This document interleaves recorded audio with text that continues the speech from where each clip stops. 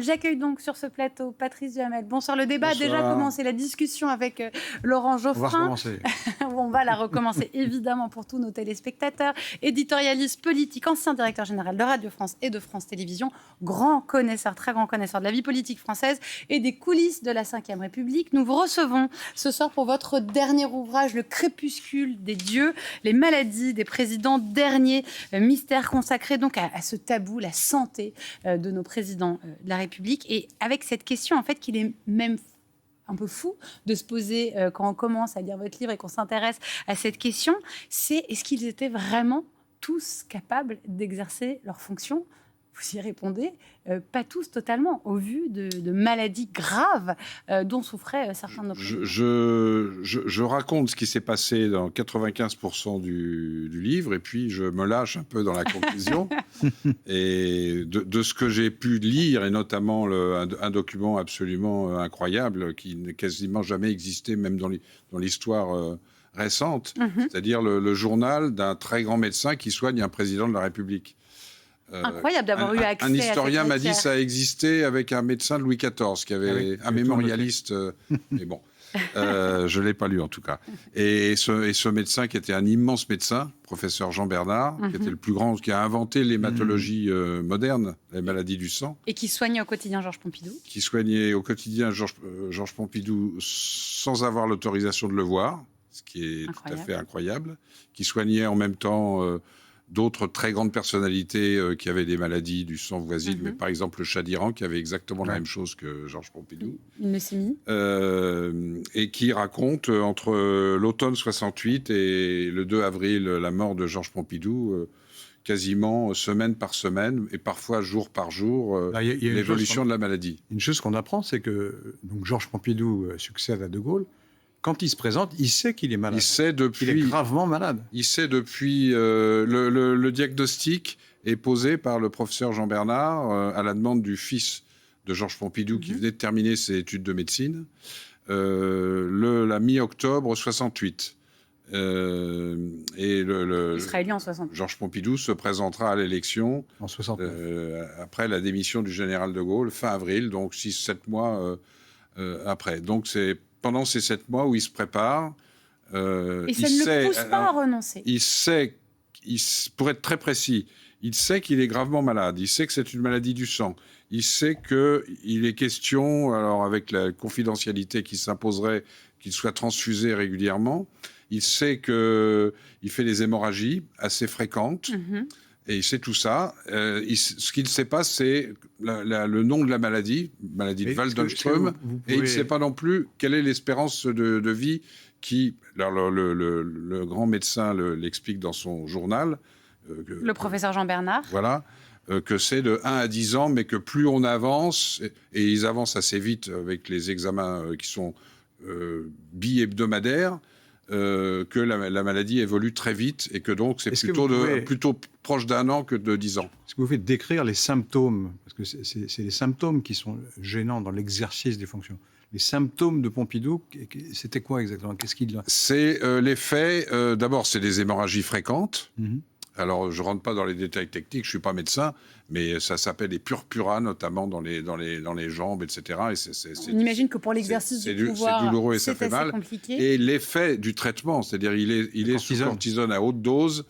Et par exemple, pour les connaisseurs de l'histoire politique française, Laurent et sans doute vous le savez.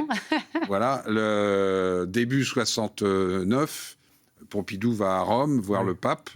Et il voit quelques journalistes et il dit le jour où le général de Gaulle s'en ira, je serai candidat. Ce qui a été interprété par les gaullistes comme un défi. Ah oui, ça a été un scandale absolu. De Gaulle. Et vous pensez que c'est la cortisone ? Ah ben moi, je ne pense rien. Le professeur écrit dans ce journal que c'est sans doute l'effet de la cortisone qui, côté euphorisant, on dirait aujourd'hui, il est en roue libre. Quoi. Voilà. Et alors justement aussi, il va y avoir les effets sur son visage quelques années plus tard. Je voudrais qu'on regarde cette archive de l'INA où on voit Georges Pompidou, on est en 1973 et il est très marqué par le traitement qu'il doit prendre.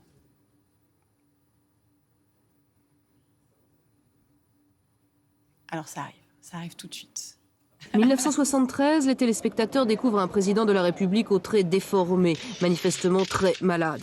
Mais jamais le mal qui ronge Georges Pompidou ne sera évoqué publiquement. La rumeur existe, mais sans cesse démentie par l'Élysée.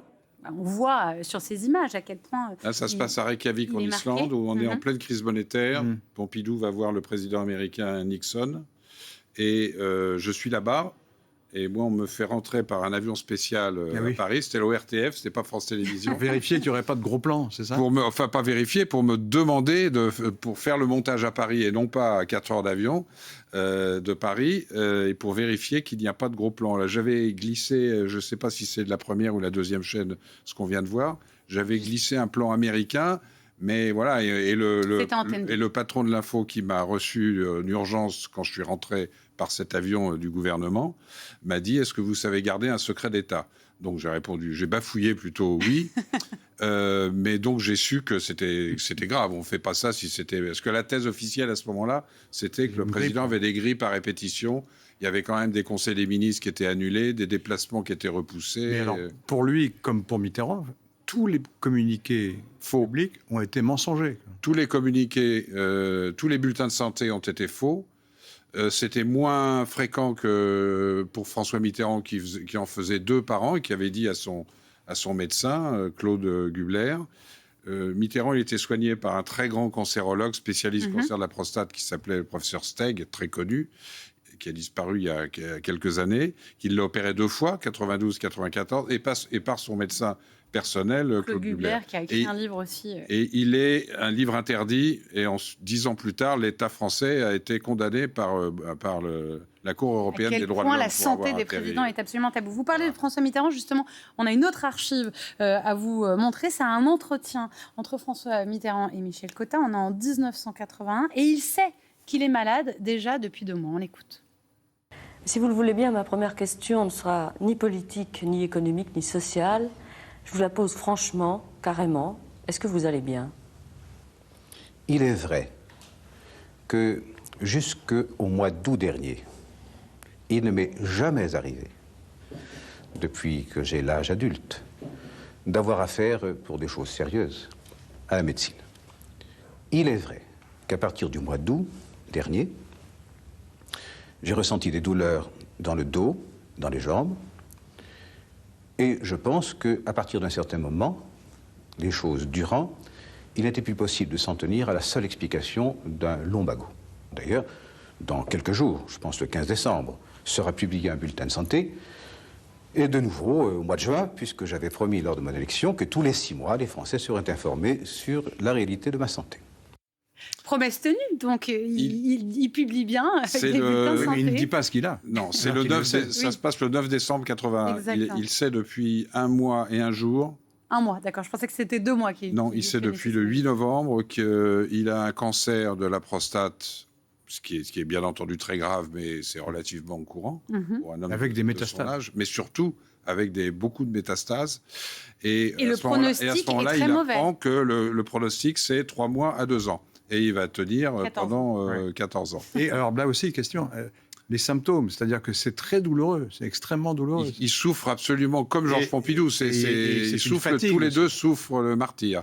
Alors lui, François Mitterrand, contrairement à Georges Pompidou, il a une rémission assez longue, avec de temps en temps des crises de douleur très fortes. C'est pas 14 ans de maladie. Voilà, exactement. Mais en revanche, pour répondre très précisément à la question que vous posiez tous les deux tout à l'heure, et ce que je dis dans la conclusion du livre, les 2 dernières années, et de Georges Pompidou et de François Mitterrand, il n'était ni capable, il n'avait ni la force de présider, et ni le courage de démissionner. Oui, vous avez cette formule qui est très efficace. Il faut du courage pour aller à la télévision et dire chers Français, je souffre trop, je suis trop malade, je démissionne. Mais il y a aussi une forme d'irresponsabilité chez ces deux hommes. Il y a 2 lectures. Hier, avec ma femme, on a fait, que vous connaissez bien, je dois être à sa place d'ailleurs. Exactement. On a fait une signature en Auvergne. Et là, il y avait beaucoup de monde. Et il y avait les 2. J'aurais posé la question. Il y a 2 lectures. Il y a la lecture du courage extraordinaire face à la douleur, presque héroïque. Ouais. Mitterrand, il y a des moments où c'était insupportable. Et Pompidou, de la même manière. Les 3-4 derniers mois de Pompidou, il restait chez lui, allongé toute la journée. Il allait à l'Élysée vers 18h. Il n'exerçait plus ses fonctions. Non. Et il a dit un jour à Balladur, qui était son secrétaire général à l'Élysée à ce moment-là, par exemple, mais là, écoutez, j'ai une décision à prendre.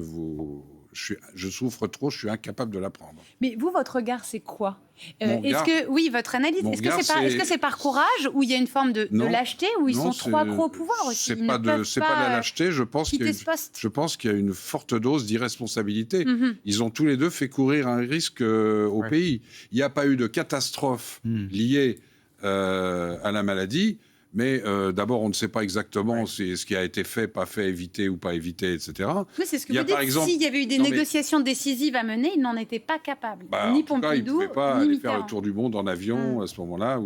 Est-ce que vous pensez qu'il y a des événements qui doivent être revus à la lumière de ça, par exemple? Pour moi, il y en a un qui est... Je pose la question, et comme je n'ai pas la réponse, mais je pose la question. Je pense que le remplacement par Pompidou de Chaban par Messmer en 72. Et d'ailleurs, quand Pompidou nomme Pierre Messmer, qui était ministre de la Défense depuis le début de la présidence de Gaulle, qui était un fidèle gaulliste, un grognard, etc., mais qui n'avait pas l'autorité politique.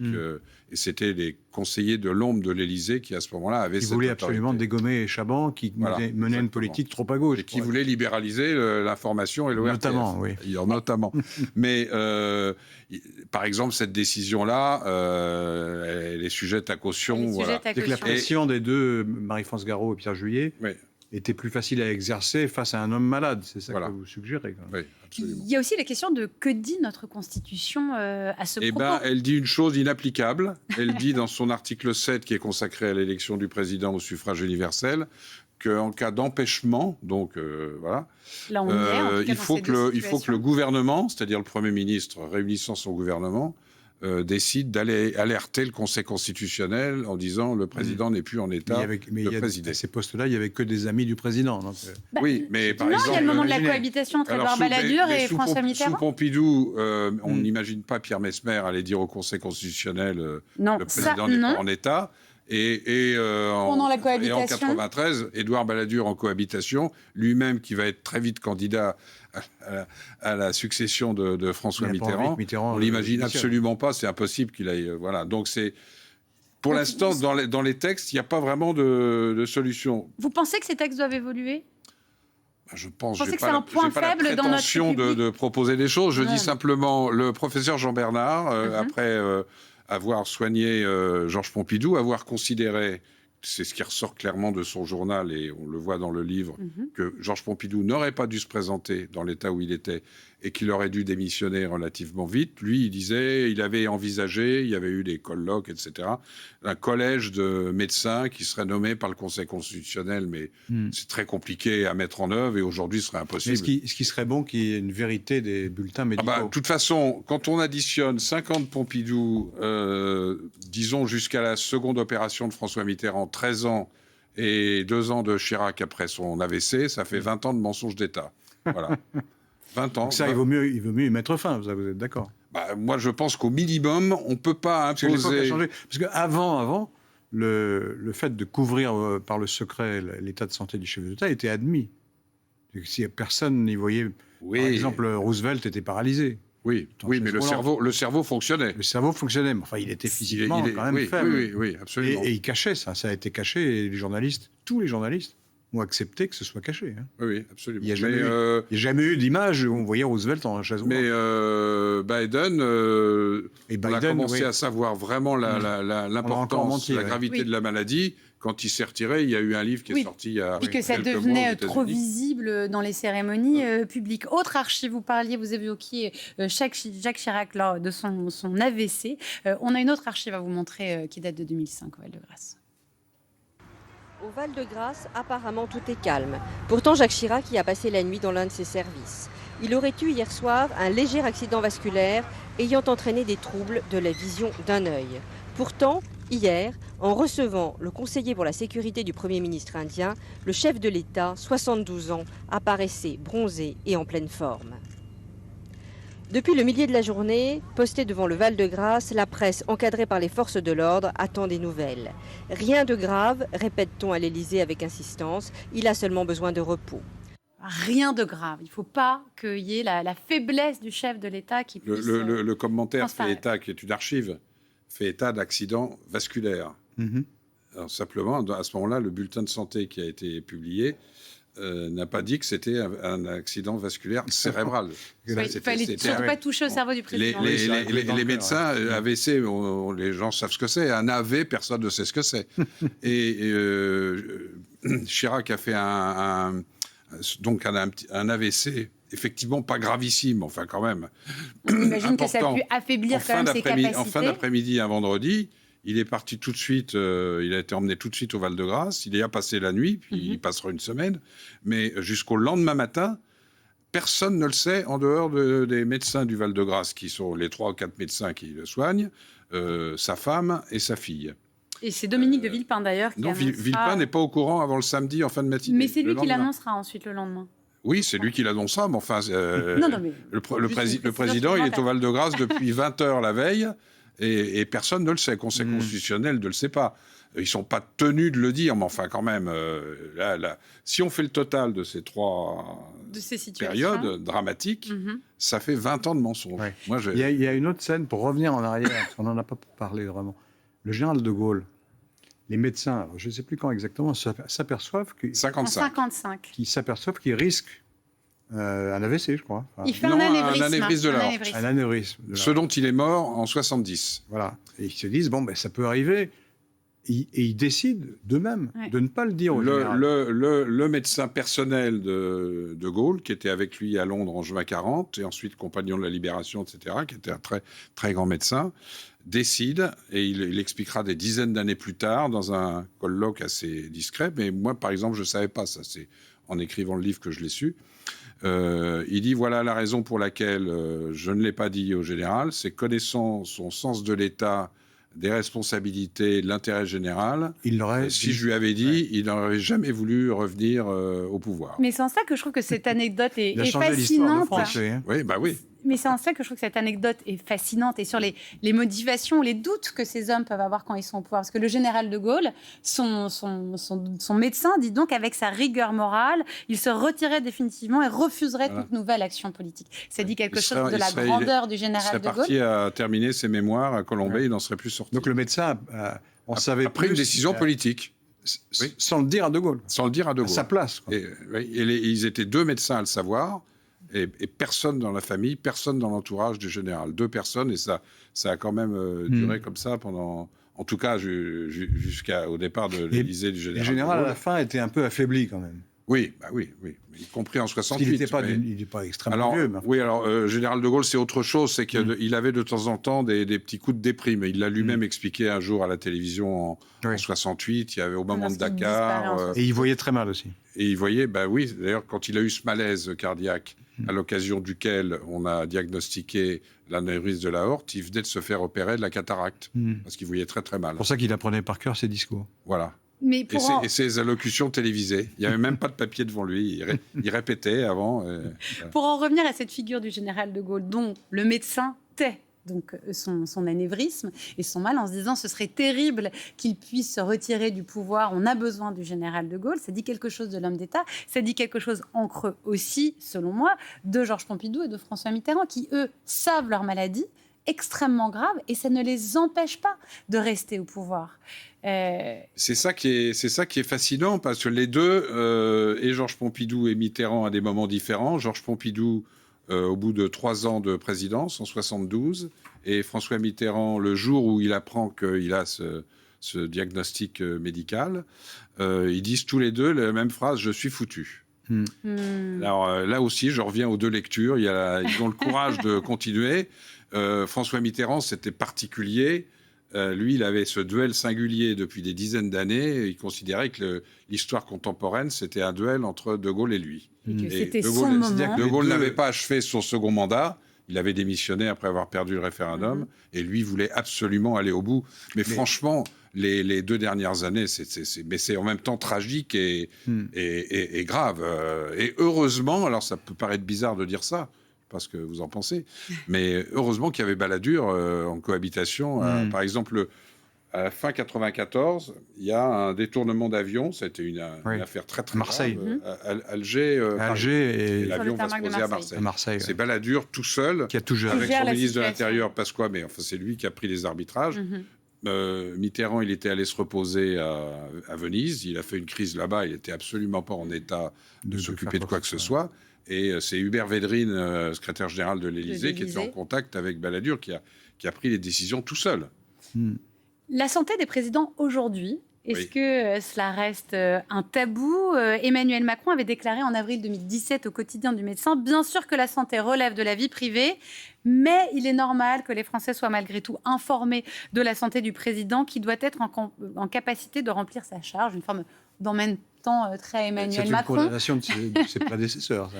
Oui, c'est un débat philosophique, autant que politique et intime. Ouais. Est-ce que la santé du président, quand elle se détériore, si c'est une grippe, si c'est une angine ou même une opération de l'appendicite, mais quand la santé met en cause et gêne l'exercice des responsabilités... C'est plus qu'un débat philosophique, tout de même. Non, mais c'est plus une affaire privée, c'est une affaire qui devrait être publique. Et ça a joué récemment avec Biden. Ça a joué avec Biden. Parce qu'il ne serait pas accroché à son siège. Peut-être que les démocrates auraient eu le temps de produire un dispositif politique beaucoup plus efficace qui aurait évité l'élection de Donald Trump. Mais ça, là, il a pris une responsabilité grave. Là, de nouveau, courage ou lâcheté de la part de Joe Biden. Oui, ce que je pense aujourd'hui, c'est que quand la manifestation de la maladie est physique, exemple Pompidou et Mitterrand, Chirac un petit peu, mais c'était beaucoup moins grave. Il a terminé son mandat très affaibli, un peu comme j'écris en pente douce, quoi. Mais bon, mais il avait du mal à exercer son autorité et d'arbitrer entre. Il y avait une bagarre permanente à cette époque-là. Vous vous en souvenez, entre Villepin et Sarkozy au couteau. Et il avait du mal à arbitrer entre les deux, donc ça flottait. C'est quand même un problème d'avoir du mal à appliquer son autorité quand on est président de la République. Bah oui, mais c'était pourtant le cas. C'était la mais en tout cas, et Georges Pompidou et François Mitterrand, on avait la manifestation physique à la télévision de leur maladie. Je pense qu'aujourd'hui, ce serait beaucoup plus difficile de rester en fonction. En revanche, si c'est une autre maladie très grave, un anévrisme de l'aorte ou autre, et que ça ne se voit pas, est-ce que ça serait encore... Tout se passe quand même dans la tête de ces hommes, et j'espère... Oui, mais ces hommes, ils ont déployé... Oui. Ces hommes, je ne souhaite pas l'année prochaine, mais ça, c'est un point de vue personnel. Ces hommes, ils ont déployé une énergie farouche pour arriver là où ils sont. Voilà. Ils n'ont pas envie de démissionner. Imaginez... Le médecin leur a dit que ce n'était pas possible. Il dit, mais non, je reste... J'ai ma place dans l'histoire, donc je reste dans mon fauteuil. La psychologie de François Mitterrand, c'est sa 3e candidature. Ça fait depuis 65, il était candidat. Au bout de 16 ans, il réussit à être président de la République. Et on il lui est dit élu en mai et en novembre, on lui dit vous avez 3 mois ou 2 ans à vivre. Vous parliez brièvement de la campagne présidentielle, de la présidentielle à venir l'année prochaine ici en France. Comme on vous a sous la main, on peut en profiter. On est à 29 candidats déclarés, je crois, aujourd'hui. Est-ce que cela signifie, je ne vais pas vous demander votre pronostic, mais est-ce que cela signifie selon vous que cette fonction de président de la République, elle s'est aussi affaiblie dans notre vie politique française pour que autant de candidats estiment pouvoir être le prochain président de la République? Elle s'est d'abord banalisée. Et je pense que dans les derniers mandats, et notamment le mandat actuel, oui, il y a un problème... comment dire, d'autorité, de visibilité. Je ne veux pas faire on n'a pas le temps, c'est pas le sujet de faire un commentaire sur. Il y a des sujets comme la défense européenne où Emmanuel Macron a été d'une certaine manière visionnaire, mais sans doute dans l'expression et la conviction. Dans l'incarnation. Et vis-à-vis des autres Européens, c'est là que ça n'a pas fonctionné. Pour le reste, c'est décevant. Mais juste ce que je suggère pour la présidentielle, c'est que les candidats et candidates qui ont leurs 500 signatures, donc qui vont avoir leur bulletin de vote, ça serait le minimum qu'on leur suggère. On ne peut pas l'imposer, il faudrait changer la Constitution. Un check-up. Une visite médicale comme à l'armée. Oui, mais une vraie. Pour qu'on s'assure qu'il soit vraiment en bonne santé. Merci en tout cas, Patrick Jamel, d'avoir été notre invité ce soir. On le rappelle, votre dernier ouvrage, Le crépuscule des dieux, aux éditions de l'Observatoire,